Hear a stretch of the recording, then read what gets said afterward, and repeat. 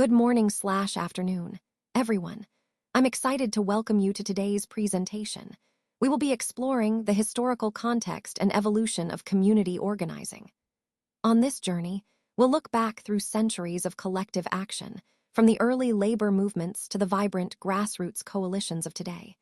These efforts have played a crucial role in shaping democracy and social justice as we know it. Over the next few slides, we'll uncover how community organizing has evolved and why it remains vital in our society today. Let's get started. Let's take a look at the early roots of labor protests and strikes in America. In 1786, shoemakers in Philadelphia organized what is considered the first recorded labor strike. They were demanding higher wages, and this event set a powerful precedent for collective worker action. It showed that workers could come together to advocate for their rights. Moving forward to the 1820s and 1830s, during the Industrial Revolution, textile workers across the country organized widespread strikes. These strikes helped popularize the idea of collective action as a key tool in fighting for better working conditions and fair treatment. This period marked a significant shift towards organized efforts to defend workers' rights. And then, we see the emergence of labor unions. These became foundational organizations that brought workers together across different industries. They played a crucial role in advocating for economic justice and fair treatment, laying the groundwork for the more organized labor movements we see today. These early protests and union efforts are essential in understanding how collective action has shaped the fight for workers' rights over time. Let's take a closer look at the settlement houses and charity organizations. In 1869, London's charity organization Society was established. Octavia Hill and Helen Bosanquet played key roles in creating systematic approaches to tackling poverty, which was particularly important during a time when government assistance was minimal or non-existent. Fast forward to 1889, when Hull House opened in Chicago. Jane Addams and Ellen Gates Starr developed a revolutionary model by living alongside immigrants and women in the community. This hands-on approach allowed them to better understand social challenges and work collaboratively to solve them. This brings us to the core idea of the settlement movement. A new philosophy emerged. Organizers believed they needed to live within the communities they served.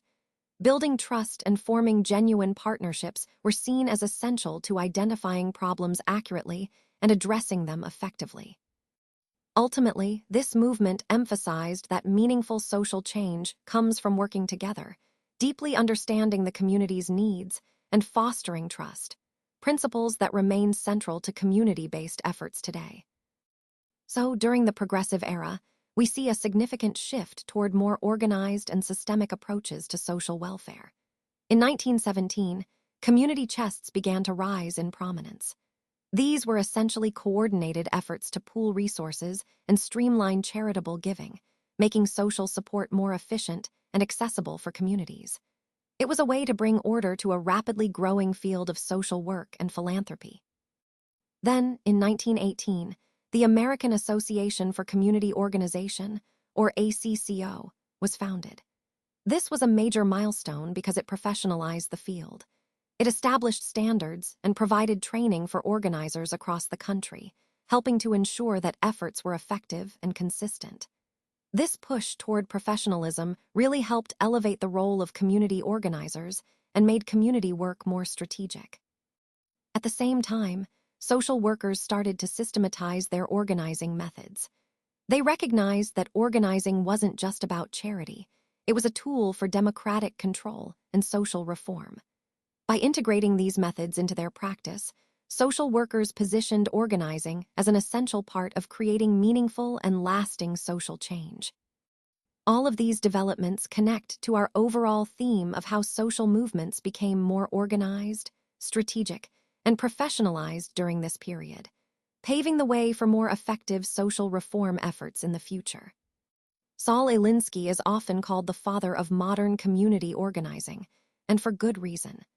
He took what might have been informal activism and transformed it into a disciplined, strategic methodology that could be replicated across different communities. His work laid the foundation for how grassroots movements organize and create change today. One of his key contributions was developing revolutionary organizing principles. Born in Chicago, Alinsky actually coined the term community organizer, and in 1940, he founded the Industrial Areas Foundation, or IAF. This organization created a blueprint, an approach that many activists still follow, showing how to build effective, sustainable community movements. A core idea in his philosophy was building local leadership. Instead of depending on outside experts or leaders, Alinsky emphasized identifying community members and training them to lead their own efforts. This approach fosters genuine empowerment and ensures that change comes from within the community itself. Another important principle was strategic conflict. Alinsky believed that confrontation, when used tactically, could challenge those in power and push negotiations on community terms. It's about standing firm and making noise when necessary, but always with a purpose. And finally, Alinsky codified these tactics in his influential books, Reveille for Radicals in 1946 and Rules for Radicals in 1971. These works systematized his organizing philosophy and provided practical strategies, making his methods accessible for future generations of activists. All these elements, building local leadership, strategic conflict, and a clear set of tactics, are what make Alinsky's approach so enduring and relevant in the broader story of community organizing.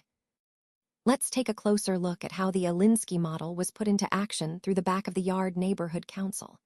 This organization was truly groundbreaking because it brought together a multiracial coalition, uniting workers and tenants from different racial and cultural backgrounds in Chicago's meatpacking district. This kind of multi-ethnic alliance was a powerful statement that regardless of our differences, we could come together around common goals. What's especially important here is how grassroots power was demonstrated in practice. Local leaders didn't just organize for change, they directly confronted exploitative landlords and employers. This showed that organized communities could push back against entrenched power structures and make real demands. And the impact didn't stop locally. The success of this model spread across the country through the IAF network, inspiring other organizing efforts for decades. It proved that this approach could work anywhere, regardless of the community or the challenge. Overall, this slide highlights how a strategic, inclusive, and persistent grassroots effort can challenge and transform powerful systems, something that resonates throughout the entire presentation. Let's explore how community organizing continues to expand through diverse approaches.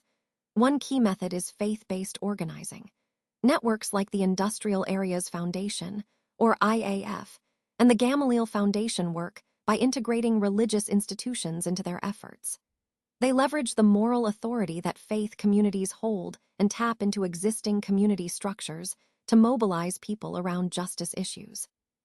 This approach often resonates deeply because it connects moral values with action. Another important approach is building broad-based coalitions. Here, unions, nonprofits, and civic groups come together to form wider alliances. By combining their resources and constituencies, these coalitions can tackle complex social issues with much greater power and influence. It's about pooling strengths to create a more significant impact. We also see the emergence of feminist and neighborhood models. These approaches focus on empowerment and inclusion, emphasizing neighborhood-level organizing. They center marginalized voices and experiences, ensuring that those often left out of decision-making are at the heart of the movement. This grassroots focus adds new dimensions to community organizing, making it more inclusive and responsive. All these approaches highlight how community organizing is evolving to be more diverse and adaptive, ultimately strengthening the collective effort for social change. So on this slide, we're comparing community organizing and community development, two approaches that often intersect but have distinct differences. Community organizing tends to emphasize conflict and confrontation. It's about challenging existing power structures and pushing for change. The goal here is to seek a redistribution of power, empowering communities to take action themselves. It builds democratic leadership from the grassroots level, targeting systemic inequities that keep certain groups marginalized. This approach is driven by grassroots action, meaning it's rooted in the community members themselves stepping up and leading the charge. On the other hand, community development focuses more on consensus building. It aims to enhance the overall capacity of the community, often through collaboration and working within existing systems. Community development is usually led by professional staff who design and implement services and programs that support incremental improvements. Instead of confronting systems directly, it works to strengthen the community's resources and infrastructure over time. While both fields can work together, it's important to understand that they differ fundamentally in their methods and goals.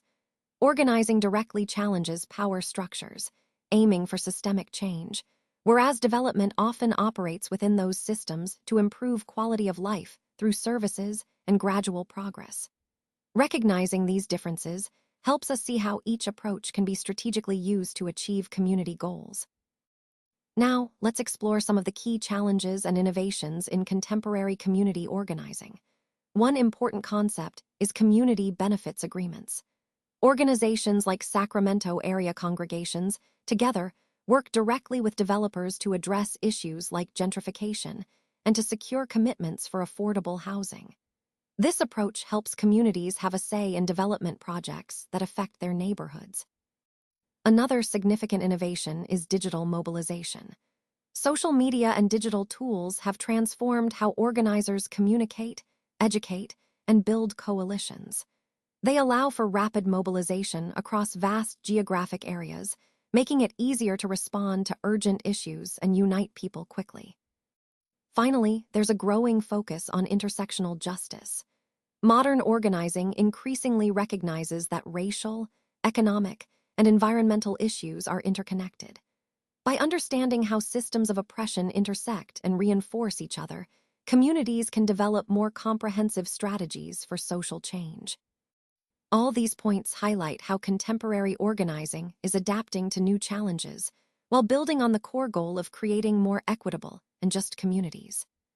And that brings us to the final slide, highlighting the enduring power of community organizing. Throughout history, organizing has deep roots, starting from colonial strikes and moving through the development of settlement houses, all the way to Saul Alinsky's influential model.